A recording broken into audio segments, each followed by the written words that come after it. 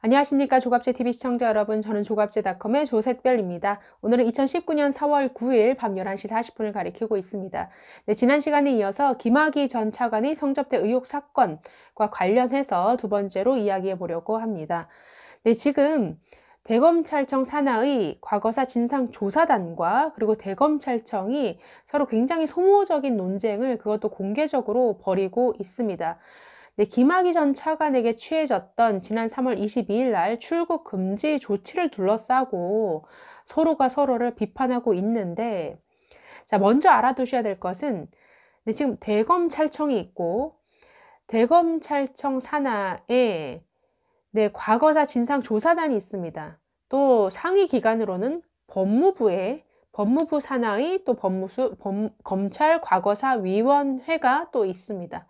자, 검찰 과거사위원회든 대검찰청 산하의 과거사 진상조사단이든 둘 다 이 문재인 정부가 들어선 이후에 문재인 정부의 국정과제 1호 적폐청산이었죠. 이 적폐청산을 위해서 각종 부처에 만들어졌던 네, 조사위원회 중에 하나입니다. 그래서 대검찰청 과거사 진상조사단은 김학의, 장자연, 용산 참사 사건 조사를 마무리하기 위해서 지금 조사 기한을 4번째나 연장하면서 지금 조사를 벌이고 있습니다. 자, 서로 어떤 것을 가지고 싸우고 있느냐.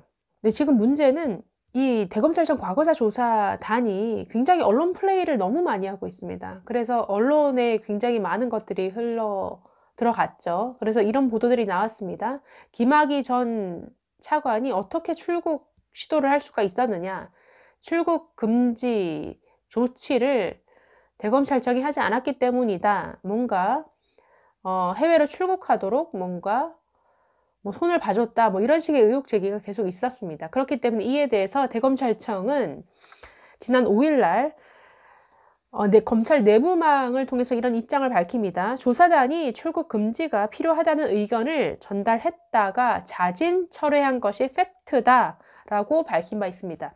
자, 이에 대해서 과거사 진상조사단, 앞으로 조사단이라고 짧게 부르겠습니다. 조사단의 김용민 위원이 기자회견을 열었습니다. 근데 그것도 개인 자격으로 기자회견을 연다라고 하는 단서를 달고 기자회견을 가지면서 대검찰청을 비판을 했습니다. 그러니까 조사단, 과거사위, 그리고 법무부 순으로 전달되는 이 출국금지 요청 루트가 있는데, 조사단이 직접 과거사위원회에 할지 아니면 대검을 통해 할지에 대해서 물었다라고 합니다. 당시 대검은 즉답을 피했는데 이후 조사단 검사에게 어떻게 얘기를 했냐면, 김 전 차관에게 무혐의 처분이 내려졌고 또 조사단의 조사 결과가 위원회에 보고되지 않은 상태이고 또 수사 권고도 없기 때문에 좀 고려사항이다라고 하면서 이런 내용을 전달했다라는 것이죠.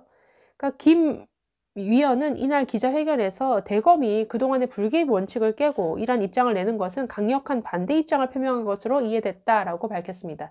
자, 근데 이런 주장은 저는 좀 맞지 않는다라는 생각이 드네요. 왜냐하면 지금 대검찰청이 출국금지와 관련해서 이런 식의 입장을 밝히는 것은 지극히 지금의 법 테두리 안에서의 설명인 것이죠.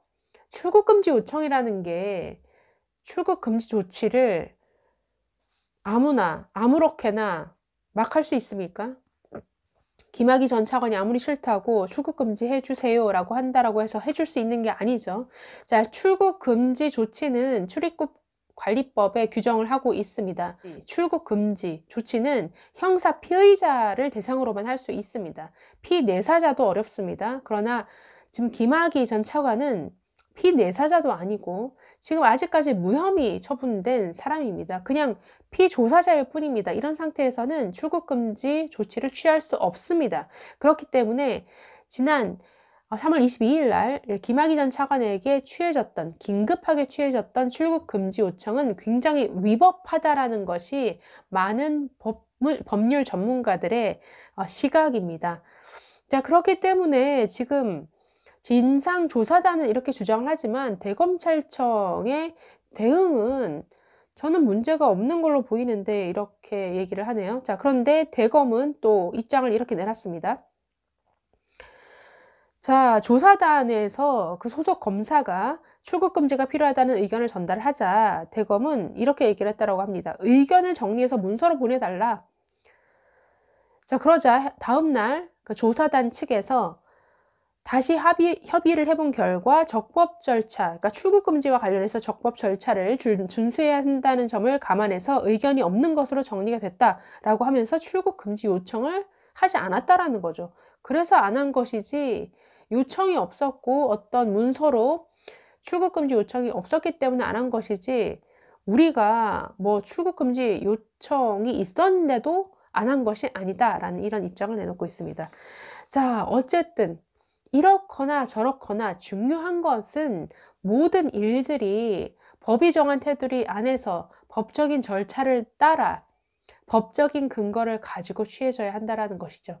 지금 진상조사단이 굉장히 무리하게 하는 일들이 많은 것 같습니다. 지금 굉장히 여론 재판을 많이 하는 것 같은데 진상조사단은 그야말로 조사를 목적으로 하고 있죠. 수사기관이 아닙니다. 검찰 내부에 있는 과거사 진상조사단, 검찰이 과거에 처리한 사건 중에 뭔가 적법하게 이루어지지 않은 그런 사건이 있느냐, 뭔가 공정하게 처리하지 않은 사건이 있는지를 재조사해보는 그런 위원회죠. 그렇기 때문에 조사기관이지 수사기관이 아닙니다. 그리고 수사권도 없습니다. 그리고 조사 대상자를 뭐 소환할 권리도 없습니다. 자, 이렇다 보니까 지금 뭐 조사단, 과거사위원회 사람들은 정말 각종 언론, 각종 방송에 출연을 해서 자신들의 입장을 여론에 호소하고 있고 뉴스 스튜디오에 출연을 해서 굉장히 발설해서는 안 되는 여러 가지 사건과 관련한 내용들을 굉장히 많이 발설하고 있습니다. 이것은 굉장히 문제죠. 이것을 어떤 법적인 절차 안에서 해결하려는 것이 아니라 여론재판으로 몰고 가서 이렇게 김학의 전 처관 사건처럼 미리 여론의 문매를 맞게 하는 이런 식의 움직임은 굉장히 좋지 않은 것 같습니다. 자, 이에 대해서 오늘 조선일보 칼럼이 참 재밌는 게 실렸는데 제목이 이 정부의 법과 절차는 장식품인가 하는 이런 칼럼입니다. 내용이 굉장히 좋은 것 같은데요. 자, 현 정권이 법과 절차를 대놓고 무시하는 경우를 요즘 특히 많이 보게 된다. 이래도 되나 싶을 때가 한두 번이 아니다. 문재인 대통령은 지난달 18일 장자연, 김학의 버닝썬 사건을 콕 집어 철저한 수사를 지시했다. 공소시효가 끝난 일도 사실 여부를 가리라고 했다. 검찰청 법에는 법무부 장관만 구체적인 사건에 대해서 검찰총장을 지휘할 수 있게 되어 있다. 검찰 독립을 위한 조항이다. 그런데 대통령이 법 위에 서서 사실상 수사 지휘를 한 것이다. 자, 이것이 처음이 아니죠. 문재인 대통령 이런 식의 지시 벌써 많이 해왔습니다. 작년에 기무사 계엄령 검토 문건 관련해서도 아주 뭐 헌법을 무시하고 이런 수사 지시를 했습니다.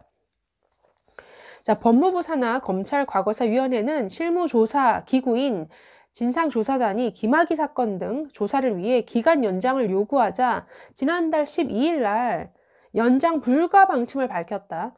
이미 세 차례나 기간을 연장했다는 이유였다. 그런데 엿새 뒤 갑자기 연장 수용으로 입장을 바꿨다. 왜 이랬습니까? 대통령이 콕 집어서 수사를 하라고 했기 때문에 네 번째 수사 연장 없다라고 했는데 다시 뒤집었다라는 거죠. 자, 검찰은 김학의 전 법무부 차관의 별장 성접대 의혹을 2013년과 14년 두 차례 수사에 무혐의 처분한 바 있다. 증거 불충분이 이유였다. 그 뒤 새로운 결정적인 증거가 나왔다는 얘기는 들리지 않았다. 그런데도 지난달 29일 검사 13명으로 수사단을 꾸려 3차 수사에 나섰다. 자, 대검 훈령인 진상조사단 운영 규정에는 조사 결과 보고서를 검찰총장에게 제출하고 조사단원은 직무상 알게 된 내용을 누설해서는 안 된다고 되어 있다. 그러나 사건 관련자들이 조사단에서 했다는 진술 내용이 언론을 통해 수시로 흘러나왔다. 굉장히 많이 나왔습니다. 피의사실 공표와 다를 게 없다. 조사단 총괄 팀장이라는 어느 변호사는 얼마 전 방송에까지 나왔다. 예, 방송에 나온 사람이 이분뿐만이 아닙니다. 굉장히 여러 명이 나와서 뉴스에 출연해서 네, 자신의 어떤 조사, 소회를 정말 감정에 호소하는 이런 발언들을 굉장히 많이 했습니다. 자, 조사단은 김 전 차관을 소환한다는 내용을 기자들에게 알리기까지 했다. 당시 김 전 차관은 피의자 신분도 아니었다. 그를 옹호할 생각은 없지만 그에게도 인권이 있는 것 아닌가. 과거 검찰의 잘못을 규명한다는 조사단이 규정을 무시하며 그 잘못을 따라하고 있다. 뒤의 내용을 생각하겠습니다. 근데 지금 이렇게 활동을 하고 있다라는 거죠. 지금 과거사 신상 조사단, 네, 과거사를 다시 조사한다라는 명목으로 굉장히 법을 무시하고 또 주어진 법적 권한을 벗어난 이런 월권적인 행동을 너무나 많이 하고 있습니다. 그렇기 때문에 언론에 의해서 김학의 전 차관은 지금 재조사를 받기도 전에 이미 성폭행범으로 낙인 찍혀버리는 정말 이런 식의 잔인무도한 일이 벌어지고 있는데 이것은 그 사람의 어떤 부적절한 또 부도덕한 행위를 떠나서 법치주의 국가에서 이렇게 해서는 안 되는 일이죠. 그래서 앞으로 이 사건이 어떻게 다시 또 진행이 될지 또 지켜보고 또 말씀드리도록 하겠습니다. 네, 감사합니다.